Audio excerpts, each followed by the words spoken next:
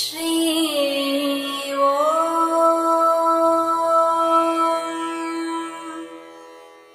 ஸ்ரீ ஓம்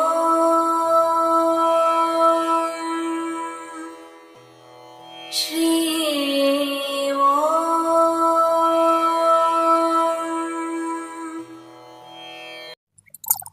ஸ்ரீயம். நாம் கண்ணனின் கதைகள் பார்த்தோம், கிருஷ்ணனின் கதைகள் எல்லாம் பார்த்தோம் அல்லவா? கிருஷ்ணன் யார்? அவன் ஜெகத்குரு. கிருஷ்ணன் ஜெகத்குரு. ஜெகத்குரு என்றால் நமக்கு 18 விதிமுறைகளை கொடுத்தவர்.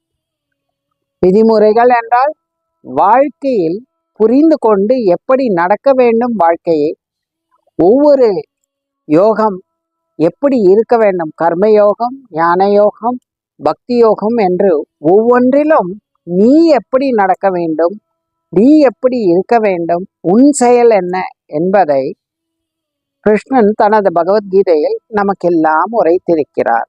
அதனால் அவருக்கு நாம் ஜெகத்குரு என்கிறோம். ஒரு ஜெகத்குரு என்றால் நமக்கு ஒரு விதிமுறைகளை கொடுத்து நம் வாழ்க்கையை சரிபார்த்து நம்முடன் கலந்து நம்முடனே இருந்து நமக்கு அவ்வப்போது புத்திமதிகளை கூறி நம்மை நல்வழியில் செலுத்தி செல்பவர்தான் ஜெகத்குரு ஆவார். ஆதிகாலத்தில் புத்தர் அப்படி இருந்தார். அடுத்து முன்னோர் காலத்தில் தட்சிணாமூர்த்தி, ஆதிவியாசர் என்று இவர்கள் எல்லாம் குருவாக திகழ்ந்தார்கள்.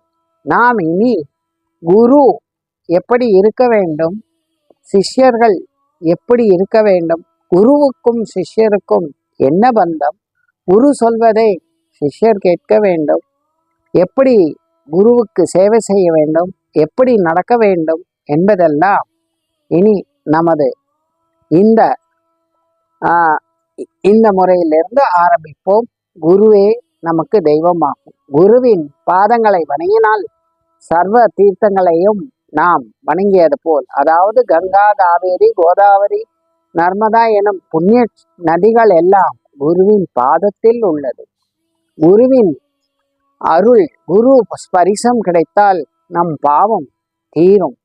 குருவின் கண்ணோட்டம், அதாவது குரு நம்மை பார்த்தால், குருவின் தீட்சை, கண் தீட்சை பார்த்தால் நமக்கு நல்ல ஒரு கதியை ஏற்படும் என்பதுதான்.